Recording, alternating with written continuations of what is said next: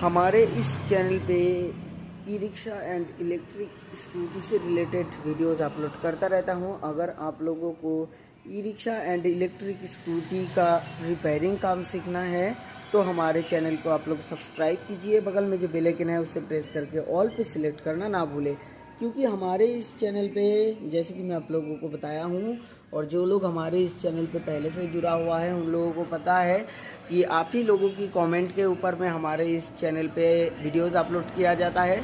तो जल्दी से हमारे चैनल को सब्सक्राइब कीजिए, लाइक कमेंट शेयर करना ना भूलें। मैं मिलता हूँ नेक्स्ट वीडियो पे, तब तक के लिए अच्छे से रहिए, खुश रहिए, बाय बाय।